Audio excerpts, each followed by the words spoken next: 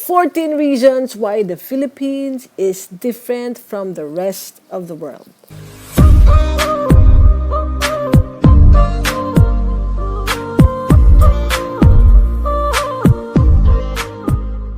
This video is from Brightside channel. You can check the video link in the description down below.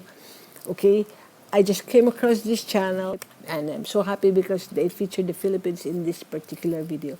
And as Filipinos, I believe you will like this video. So let's start the video.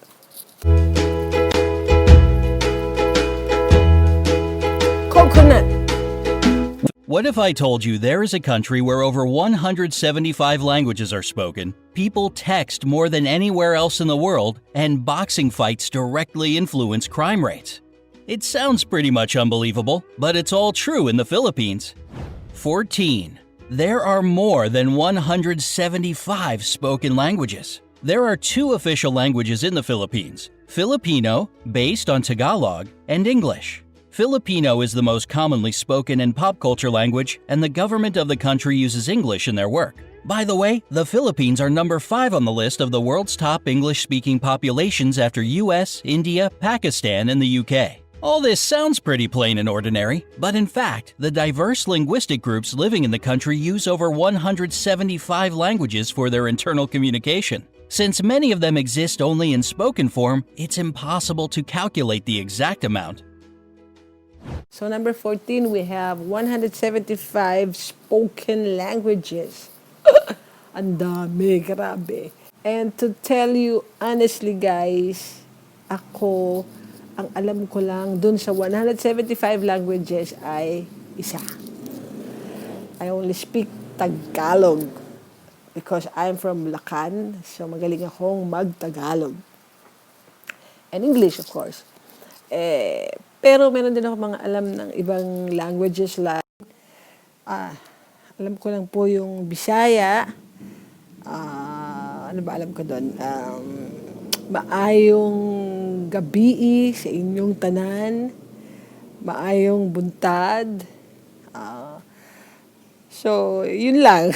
Yun lang alam ko sa Bisaya. Tapos, ano pa ba alam ko? Kapampangan. Yung may Kenny. Saka yung masarap. Ano ba yung masarap? I forgot. Basta yun, nakalimutan ko po. Paki-comment na lang kung ano yung masarap sa Kapampangan. Pero alam ko yun nakalimutan ko lang. So, yun lang po ang alam ko. So, basically, taga Bulacan ako, as I said. So, magaling po ako mag-Tagalog. So, yun lang po alam kong language dun sa 175 languages na meron ang Pilipinas. Grabe, ang galing, diba? So, tuloy po natin yung video. 13. Their capital is the most densely populated city in the world. The nation's capital, Manila, and its 16 surrounding cities that make up the Metro Manila area have a population of 12.8 million people. During the daytime, this number gets way higher since many people come here to work. And while the number doesn't sound that crazy, take note that all these people live and work in an area of 16.56 square miles. This makes the population density equal to 111,002 people per square mile. And that's 5 times higher than in Mumbai or Paris, for example. So, grabe, ang daming tao sa Metro Manila. So, Metro Manila is the capital of the Philippines. So, sabi, majority of the Filipinos nasa Metro Manila. Super populated ang Metro Manila. That's why it's not a surprise na sobrang traffic sa Metro Manila dahil lahat ng jobs, lahat ng businesses nasa Metro Manila.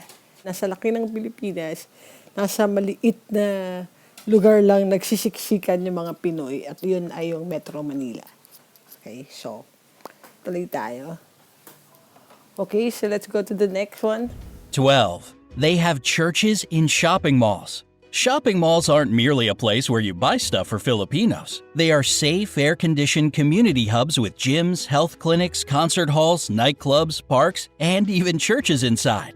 So it's no surprise that they are the favorite place to meet up with friends for so many locals. And 3 of the world's 10 largest shopping malls are located in the Philippines. They are Mega Fashion Mall of SM Mega Mall, SM City North EDSA, and SM Mall of Asia. Okay, so number 12, we have the biggest mall in Asia. So, yung mga Filipinos mahilig mag-mall kasi makikita na sa mall yung doon na yung bar, doon na yung cinema, doon na yung clinic, doon na yung may garden, mayroong churches, okay? Like meron siya sa Greenbelt. Meron din tayo sa Robinson's Galleria na Christian church. So, hindi lang siya Catholic churches, meron din mga fellowship sa mga malls dito sa Pilipinas. O, di ba? Galing talaga ng Pinoy eh. It's a place na after mo magsimba, pwede ka nang kumain with your family sa restaurant na gusto mo. Pwede ka mag-malling, mag-shopping, pwede ka rin manood ng sine, pwede ka rin mag-gym, or kung pwede ka rin magpa-check up sa mga clinic, di ba? Talaga makikita yung malalaking malls sa Pilipinas, like SM Mega Mall, SM Mall of Asia, and yung SM North EDSA. So let's go to the next one. 11. Filipinos are the #1 texting nation in the world. You already know Filipinos love meeting up with friends at shopping malls, and when they can't see each other in person, they text. And when they do it, they rarely limit it to, "Hey, how are you?" In fact, they send about 400 million texts a day, and that's around 142 billion texts a year. It's more than the US and Europe put together. Not exactly a little number for a country of 107 million people. Okay, I'm guilty of that one. I send a lot of text messages to my friends, especially when we are meeting out. Diba? We are sending OTW na me on the way na ako, and also the way na ako, and where na you, here na me, stuff like that. Tell me, gagawa nyo rin yun. Don't tell me, di kayo nagsisend ng ganun text. And grabe, Filipinos are sending 400 million texts per day. Ang dami, grabe. Kaya ang yaman na ni Globe at ni Smart, diba? So, let's go to the next one. 10. They have a unique form of transportation. If you visit Manila, you'll notice some interesting looking vehicles called jeepneys. They are converted U.S. Army Jeeps that stayed in the country after World War II. Filipinos adapted them to transport up to 18 passengers who jump on the jeepney going in their direction and ring the bell for it to stop. There are about 50,000 jeepneys in Manila, and they all look different, with basketball stars, cartoon characters, inspirational quotes, neon lights, and whatnot on them. There are two major problems with jeepneys: safety concerns and pollution. They produce huge amounts of black smoke. So hurry up if you want to ride before they get replaced with a rapid transit system. Okay, jeepneys. Wala ka sa Pilipinas kung wala kang nakikitang jeepney. Hindi ka Pilipino kung hindi ka pa nakakasakay sa 50,000 jeepney mayroon sa Manila. My God, ang dami. Imagine 50,000 jeepneys in Manila only. And it's not a surprise why sobrang traffic sa Manila. I'm not saying na yung jeepney nagko-cause ng traffic. Of course, the private vehicles, the buses, yung mga TMBS, lahat. So, lahat sila nagsama-sama sa daan sa Manila, kaya sobrang traffic. So, talking about jeepneys, if you are watching TV news, makikita natin din yung mga jeepney drivers na hindi pinayagang magpasada because of the pandemic. And karamihan sa kanila nasa karasada and nakamalimos. And that's the sad part of it. And if you are going to ask me if I'm in favor of jeepneys na tatanggalin na sa daan para maibsan ang traffic, yes, I agree. But if hindi sila bibigyan ng other source of income or job to replace yung pagiging jeepney driver nila, parang tinanggalan niyo sila na ikakabuhay nila. So for me, I agree na talagang mawala yung jeepneys, pero sana palitan ng government ng mas light na job para sa kanila. Kasi, we have a lot of stories of fathers who supported their children sa pamamagitan ng pagpapasada ng jeepney, nakapag-graduate sila ng anak, nagkaroon siya ng anak na doktor, na lawyer, stuff like that. So, hindi ko po minamalit yung mga jeepneys. Talagang, I salute the jeepney drivers. Pero sana, hindi naman sila forever maging driver. I mean, sana mabigyan naman natin ng gobyerno natin sila ng magandang trabaho. Kung gusto po natin maibsan ang traffic sa Manila, kung talagang desidido po tayong tanggalin ang jeepneys, sana hindi lang po yun yung isipin natin. Tignan po natin yung isang side. Mag-focus tayo sa pagbibigay ng magandang pagkakakitaan o trabaho para po sa mga jeepney drivers. So, jeepney drivers, I salute you. Sobrang sipag nyo. I know it's not easy. Nade-drive din po ako. Ang hirap makipagsapalaran sa Manila. Ang hirap. And imagine kayo every day, early in the morning, nasa daan na kayo hanggang gabi. Talagang iniikot nyo yung buong Manila. Iniikot nyo yung, yung ruta nyo just to provide for your family. Kaya I salute you guys. And sana talagang mabigyan ng gobyerno natin ng magandang pangkabuhayan ang ating mga jeepney drivers. Okay, let's go to the next one. 9. One of the islands has more volcanoes than towns. The Philippines are, without a doubt, a super scenic location. Among all the islands that are a part of it, Camiguin sure stands out, with more volcanoes per square mile than any other island on the planet. The island is 14 miles long and 8.5 miles wide, and has 7 volcanoes and 5 towns. And even though earthquakes and eruptions shaped it, volcanoes have been deep asleep since the 50s, so thousands of tourists can safely visit the island these days. Isa lang yan sa mga lugar na dinadayo dito sa Pilipinas, ang Camiguin, kasi sobrang ganda doon. Maganda talaga, guys. Kaya, if you have time, why not, di ba? Pag talagang open na, let's go to Camiguin and visit. Sabi nga, huwag ka maging turist sa sarili mong bansa. So, siguro this is the right time na after na ma-open na talaga, mawala na talaga yung COVID sa Pilipinas, ay malibot natin ang Pilipinas. Ang ganda ng Pilipinas, di ba?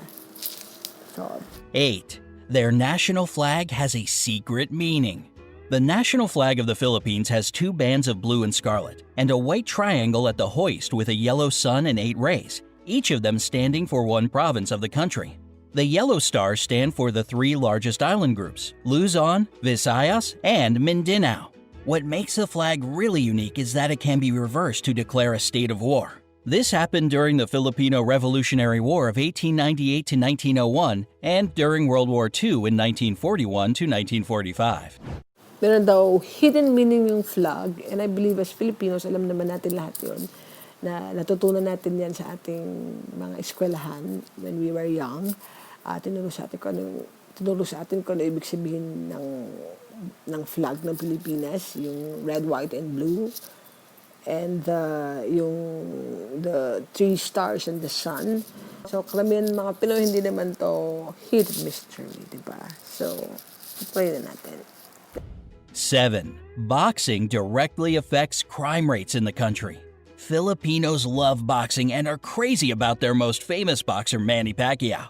Whenever he fights, the whole country is glued to its TV sets. And according to the Philippine National Police, PNP, crime rates in the country drop significantly when he's in the ring. During his 12-round fight against American boxer Floyd Mayweather Jr. that went from 9 a.m. to 3 p.m., not a single crime was committed in the whole Manila metropolitan area. It was basically the same during other major fights with the participation of the people's champ, Manny Pacquiao. And of course, boxing, Manny Pacquiao, yes. Siyempre, lahat tayo. As Filipinos, we are proud. At ang maganda, kasi tinawag siyang pambansang kamao. That's why, pag meron siya mga laban, talagang tutok ang buong Pilipinas. So, isa din ako doon na tumututok, nanonood, even pay-per-view, nanonood talaga kami ng mga fights ni Manny Pacquiao. And on record, sabi doon, pag daw boxing time na ni Pacquiao, walang crime, wala. As in, nagkakaisa ang mga Pilipino cheering for our champ, Manny Pacquiao. So, lupit talaga. Ganun ang impluensya ng boxing sa Pilipinas dahil nakilala ang Pilipino because of boxing through our pambansang kamao, Manny Pacquiao. Yes. 6. A lot of Filipinos work abroad. It might be because of their flexible and reliable character, or the fact that they speak great English as a second language. But more than 11 million Filipinos work abroad. It's around 11% of the population, and a quarter of all overseas nurses in the world come from the Philippines. Okay, number 4, sobrang daming Pilipino sa iba't ibang sulok ng mundo. Yes, that is correct. Halos ng household sa Pilipinas, merong isa na nag-abroad. Una dahil malalakas ang loob ng mga Pilipino. Number 2, yun nga language. Filipinos are fluent in English. So, they can easily adapt to any kind of culture. Yan, and napakadaling matuto ng Pinoy in any field. So, sinabi rin doon na 1/4 of nurses in the world are Filipinos.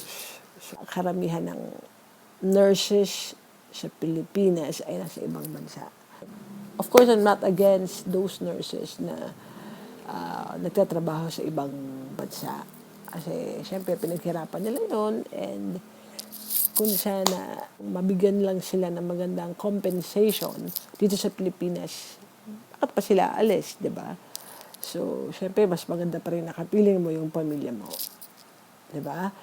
Why do you think Filipinos ang gusto ng mga foreign countries? Kasi ang Pilipino ay mabait.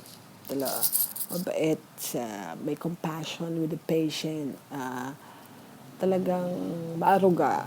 And yun siguro yung traits ng mga Filipinos na very compassionate sila. Unlike other countries, especially siguro pag mga matatanda. Tayo Filipinos talaga, we respect elders. Kaya siguro, nadala rin natin sa ibang bansa yun. As siguro yung mga nurses, nadala rin yun sa ibang bansa that they respect the elders, they take care of the kids, and they love family. So, yun siguro yung nadala ng mga Pinoy sa ibang bansa, especially yung mga nurses. Just to mention, syempre yung mga local nurses, especially ngayong pandemic, yung mga nurses natin nandito sa mga hospitals. Let me use this time to say thank you doon sa inyong mga effort para matulungan, suportahan ng ating mga Pilipinong tinamaan ng COVID-19. And alam ko it's not an easy job. And thank you for sacrificing your life for your brethren, for your countrymen.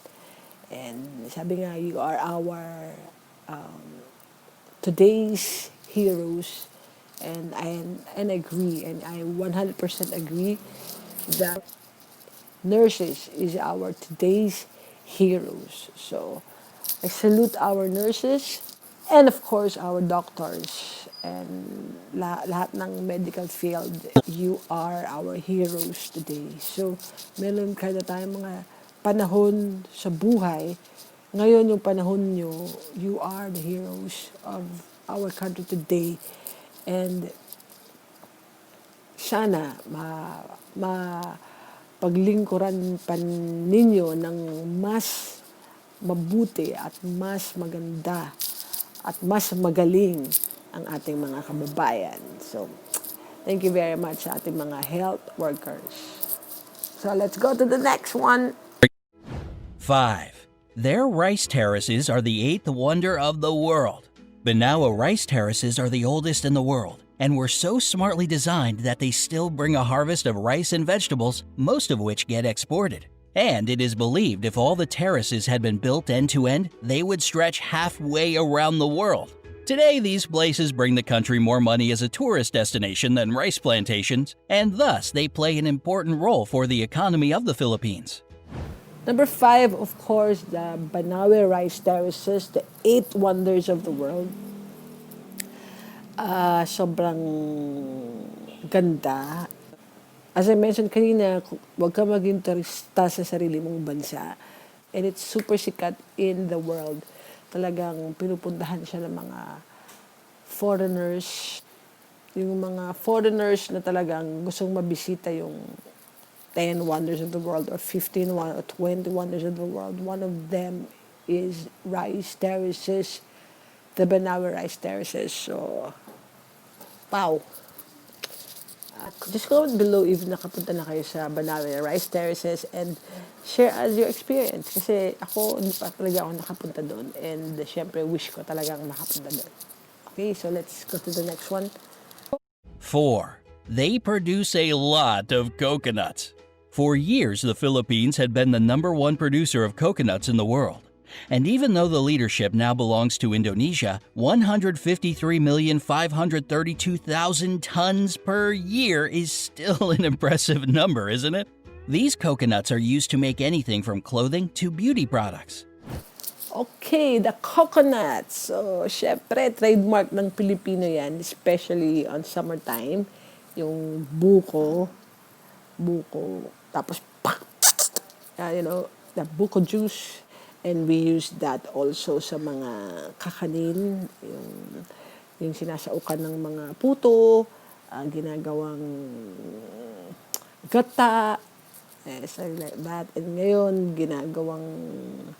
nilalagay sa laing, what else, ginagawang ginataang isda, ginataang whatever, seafood.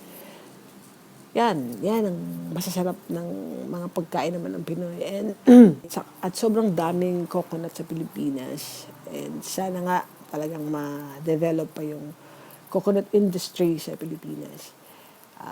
Kasi marami naman na siyang gamit, hindi lang sa pagkain, pwede din sa beauty product and medicines. Sana ma-develop pa talaga yung natural resources na meron tayo. And isa dun yung coconut. Okay, let's go to the next one. 3. The first European to visit the Philippines was Ferdinand Magellan. The legendary explorer made the first record of the archipelago among the Europeans in 1521.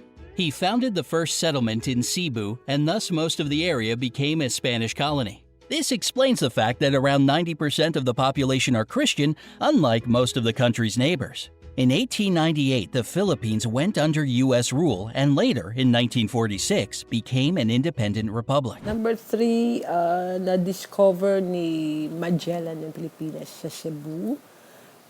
And that is why the Philippines is 90% Christian. Wow yun, di ba? Whether it's Catholic, it's born-again Christians, Baptist, Methodist. Pag sinabing Christian is they believe in Christ. So, 90% of Filipinos are Christians. So, pag sinabing Christian is Christ-like. We, majority of us, Filipinos represent Christ in the world. Represent Christ well in the world in faith, in love, in respect, in compassion, in any way. Diba? So, okay, let's proceed. Let's go to the next one. 2. A Filipino made the first karaoke machine. If you love to sing along, you ought to thank Filipinos for your favorite pastime. The first karaoke machine in the world was created in 1975 by Roberto Del Rosario. He patented as the sing-along system, and even though there were some attempts to claim his creation, he still remains the only patent holder for the karaoke system. Pinoy yung una naka-invento ng karaoke.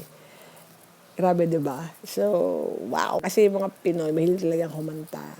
And sa iba't ibang bansa, talagang ang Pinoy yung nangunguna when it comes to singing. Di ba? Mapa-entablado, ano yun, yung mga fiesta, what do you call that? Even yung mga fiesta competition, even yung mga online competition, kahit yung The Voice, whatever, Idol Philippines, American Idol, talagang Pinoy #1 sa singing. And proud tayo because tayo yung una nakadiscover ng karaoke. Karaoke. Okay. 1. The population is extremely good-looking. Along with their love for boxing, texting, and shopping, Filipinos are crazy about beauty pageants. It might be the years of American rule that gave them this love for competitive beauty, but the fact remains a fact. They have won in all major international pageants 15 times. There were 4 girls crowned Miss Universe, 1 Miss World, 6 title holders of Miss International, and 4 Miss Earth crowns. The first official pageant was held within the country in 1908, and since 2001, it's not just about beauty, but also for the promotion of environmental protection. Would you like to visit the Philippines? Or maybe you've already been there? Let me know in the comments section below. Don't forget to give this video a like, share it with your friends, and click subscribe to stay on the bright side of life. Alright, #1, syempre, hindi papahuli ang Pilipino sa beauty pageant. Grabe, mapa-barangay, mapa-school, mapa-international, wherever, right? Grabe, hindi talaga papahuli ang Pilipinas sa international beauty pageant. Because yung mga Pilipinos talagang, I should say, grabe. Maganda talaga. Aray ko. Diba? So, love your own. Magaganda yung mga Pinoy. Siyempre, hindi lang naman beauty. Siyempre, you have to have this. So, hindi lang pwedeng beauty. Wala namang brain. So, ang Pilipino nakilala sa beauty and brains. Especially mga sumasali sa mga beauty pageant. So, kaya sa nananalo, hindi lang dahil maganda sila, hindi lang dahil magaling silang maglalang damit, hindi lang dahil magaling silang lumakad or whatsoever, but dapat meron kang nito. So, yung mga Pilipino, beauty and brains talaga. Matatalino na, magaganda pa. So, yan ang mga Pinoy. So, guys, that's it. Yun ang 14 reasons what makes the Filipino different from the rest of the world. So sabi nga dun sa song, kung Pinoy ka, isigaw mo. Sige! Salamat sa iyong suporta. Sige! Okay, guys, don't forget to like, share, and subscribe. And I hope to see you again on my next video. Goodbye!